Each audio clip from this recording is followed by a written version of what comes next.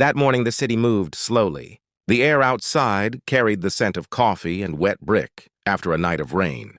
Inside the small café called Maple & Co., everything glowed with that kind of warmth you only find on cold days.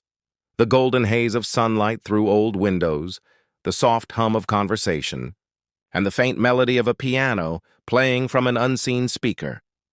He sat at a corner table waiting, not nervously but quietly. The kind of quiet that comes from a man who has learned to live unnoticed. His name was Cal Bennett, though few people ever said it like it meant anything, and that was how he preferred it. Today, his gray coat carried the faint smell of rain, his white shirt slightly creased at the collar. Before him sat a small plate of biscuits and a paper bag he'd bought for no reason other than habit.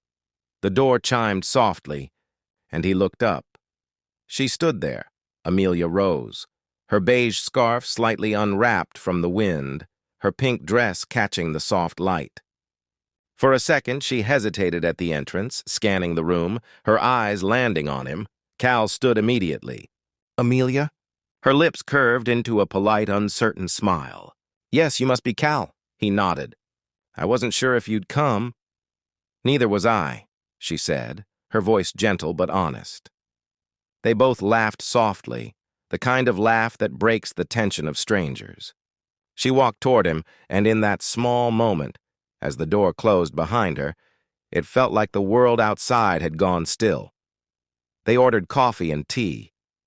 The waiter brought a plate of scones, the usual things people order on first meetings, but something about the way the light touched their table made it feel different. "You read?" she asked, noticing the book beside him. He nodded. "When I can. Books keep me company." "I teach literature," she said. "So that's a good start." He smiled faintly. "That explains the calmness in your voice." She looked away, amused. "And what do you do, Cal?" He paused as if choosing his words carefully. "I work with schools, helping them get what they need." "Sounds important." "It's not about importance," he said. "It's about helping." He said it so simply it disarmed her. Their conversation flowed like slow music, not rushed, not forced. He didn't flirt, didn't try to impress. When she spoke, he listened, really listened, and that was something Amelia hadn't felt in a long time. At one point, a golden retriever outside the cafe sat wagging its tail against the glass door. Cal reached into his paper bag, tore a small piece of biscuit, and handed it to the dog through the open door. "You know him?" Amelia asked. "He waits here every morning," Cal said. "I think he likes the company," she smiled. Not just because it was kind, but because it was real. When the date ended, he didn't say, "I'll call you," or "We should do this again." He just stood, smiled softly, and said, "I hope your day is gentle." Gentle. It wasn't a word men used often. It lingered in her heart long after she'd gone home. Days passed. She didn't expect to see him again. But somehow, she kept ending up at Maple & Co., sometimes grading essays, sometimes just sitting by the window, and sometimes there he was, always alone, always quiet. One day, when he walked in, she told the barista, "Put his coffee on my tab." The barista smirked.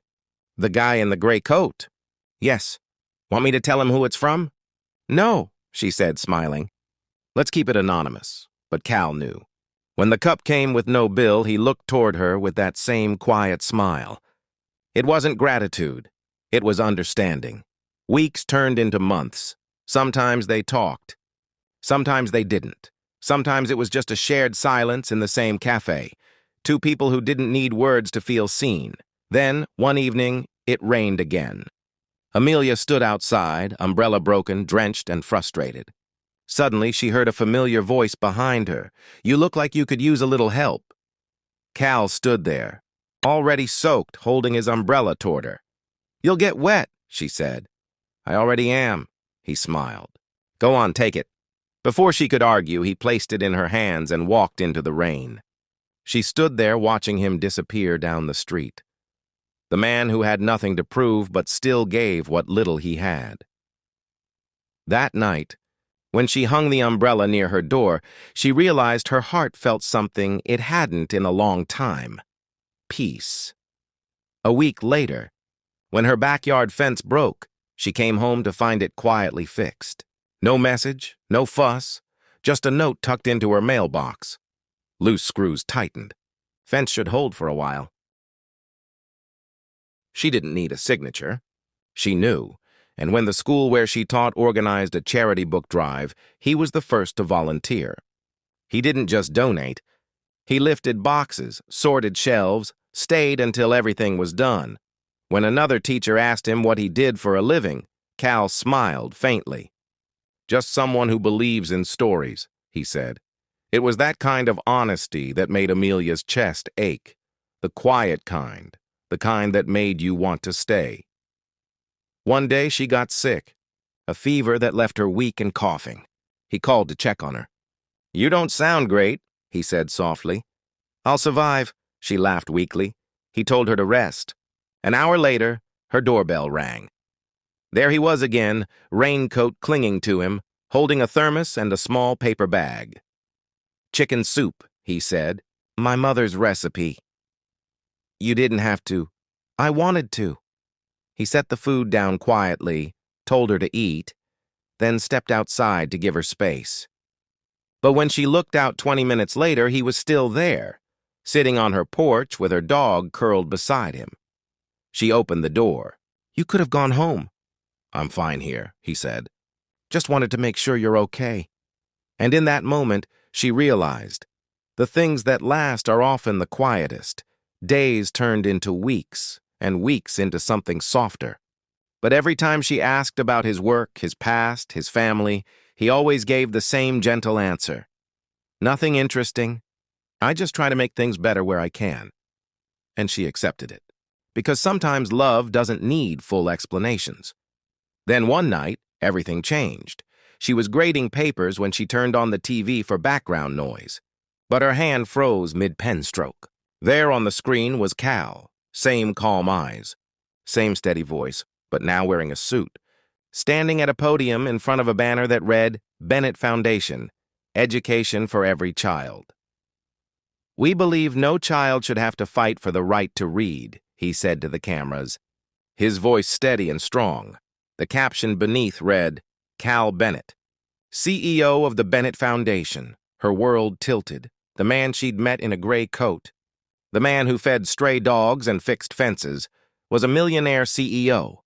She turned off the TV, sat there for a long time. The coffee went cold. Her heart felt like it didn't know whether to break or believe. The next day, she didn't go to Maple & Co. She stayed home. Days passed, then a week.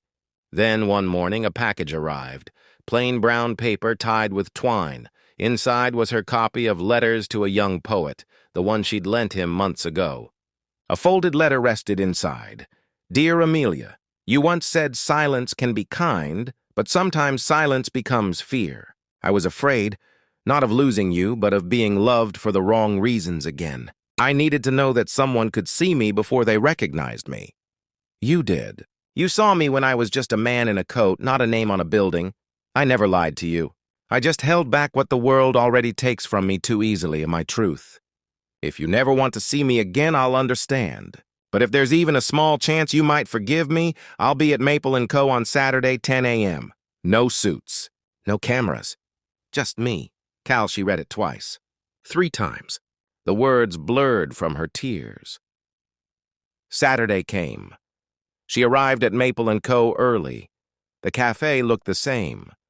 Sunlight across the tables, the faint smell of coffee and cinnamon, the same ivy creeping along the wall.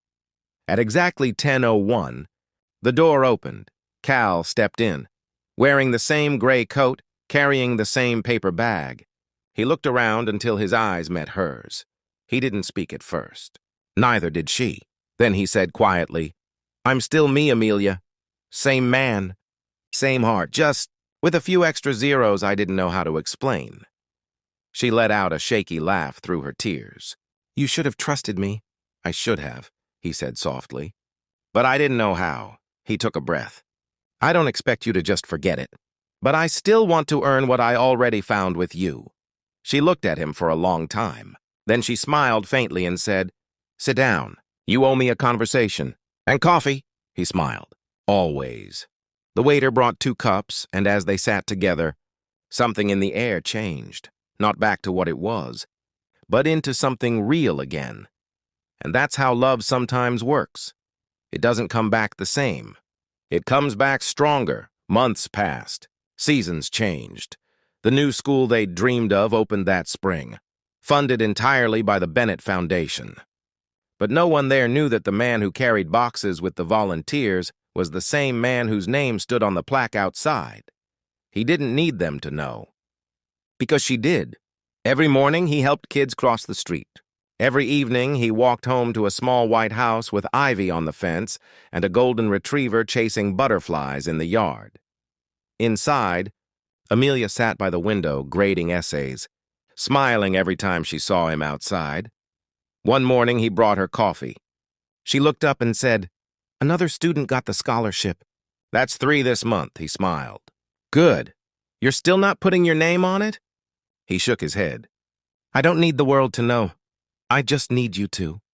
She reached for his hand and whispered, "I do." He kissed the back of her hand gently, like a promise. "Then that's enough." The sun rose higher, spilling golden light across the small garden they'd planted together, wild flowers and laughter growing side by side. And maybe that's how love really begins. Not with grand gestures or perfect timing, but with a quiet man waiting at a café, a woman brave enough to walk through the door, and 2 hearts that found home in each other's silence. Because real love doesn't announce itself. It doesn't demand to be seen, it just stays.